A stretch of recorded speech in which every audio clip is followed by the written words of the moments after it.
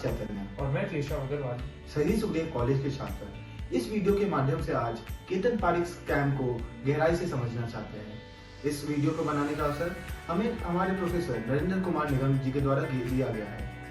उनके इस चैनल पे आपको ऐसी काफी एजुकेशन वीडियोस मिलेंगी जिसकी बदौलत निगम सर एक सुनहरा मौका लेके आए हैं इंडिया के हर एक बच्चे के लिए, जिससे वो फाइनेंशियल लिटरेसी के बारे में जान सकता है।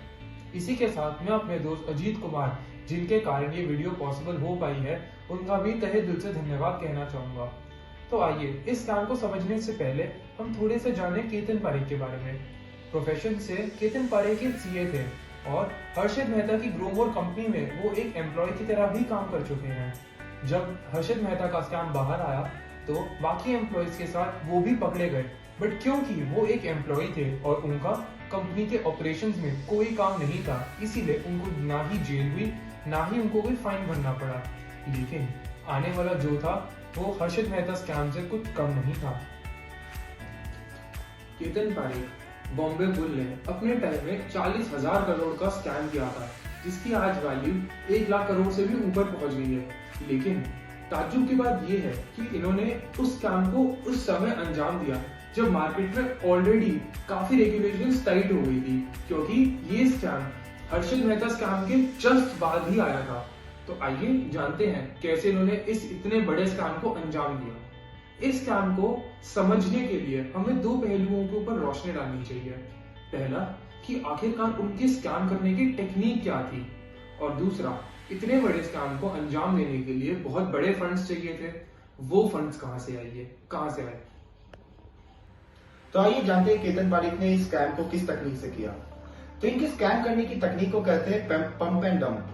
तो जैसा कि नाम से ही पता चलता है, इनमें 1-2 स्टॉक्स को लेते हैं एंड उनकी प्राइस को आर्टिफिशियली रिग करते हैं, एंड जब उनकी प्राइस ऊपर चली जाए तो उन्हें अच्छे दामों पर बेचकर प्रॉफिट बुक कर लिया जाता है। एंड केतन पारेख ने ये स्टॉक्स भी बहुत सोच समझकर चुने थे। ये बात है सन 1999-2000 की, जब .com बबल से पहले सारी टेक्नोलॉजी वाले स्टॉक बहुत मशहूर थे, एंड जब इनकी प्राइस ऊपर जाते थे तो लोगों को शक भी नहीं होता था, एंड उन्हें लगता था ये ग्रोथ का पार्ट है, ये विकास का पार्ट है, एंड वो इसे सोचते हुए आगे निकल जाते थे। दूसरी बात जब ये है कि केतन पारेख ने इस स्कैम को कहां अंजाम दिया। तो जब हर्षित मेहता स्कैम के बाद बीएसई की गाइडलाइंस बहुत सख्त हो गई थी, तो इसी समय केतन पारेख ने अपनी नजरें गड़ाई कोलकाता स्टॉक एक्सचेंज पे, जहां की गाइडलाइंस अभी भी बहुत लूज थी और जहां वो अपना स्कैम बिना किसी की नजरों में आए हुए कर सकते थे। मेहता और केतन पारेख को अलग अलग करती है वो है इन्होंने जिस सेगमेंट को टारगेट किया।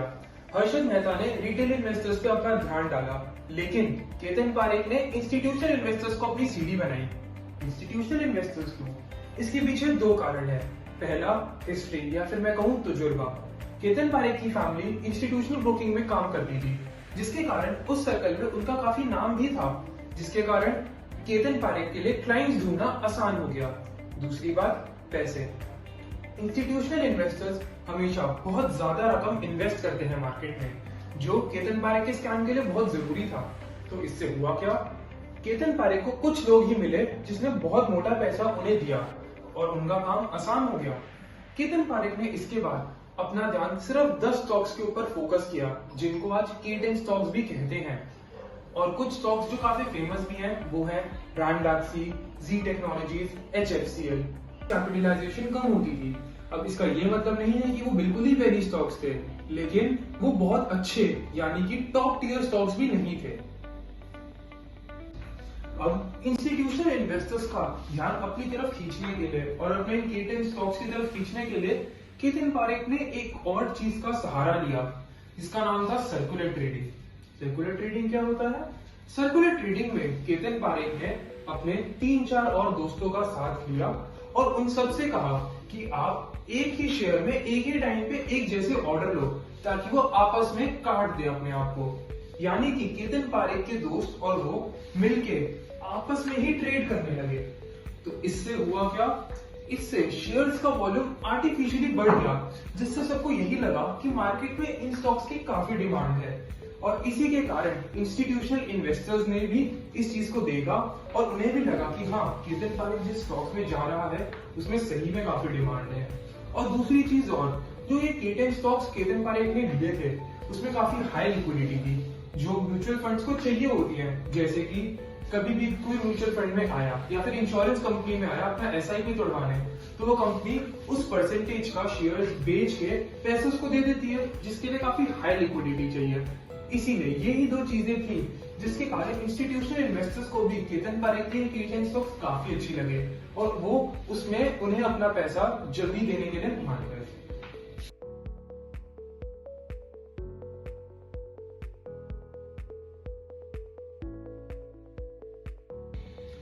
ये सब सही चल रहा था, बट 2000 में .com बबल बर्स्ट हुआ और मार्केट में हुई बियर्स की एंट्री।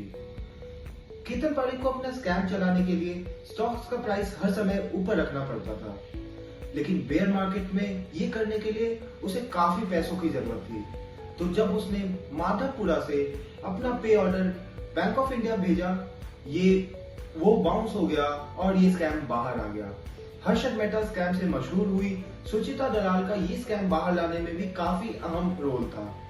इसके बाद केतन पारेख पे काफी क्रिमिनल और सिविल केसेस चले और उन्हें 3 साल की जेल भी हुई। इसके बाद केतन पारेख और उसके साथियों को सेबी की तरफ से 14 साल के लिए ट्रेडिंग से बैन भी कर दिया गया।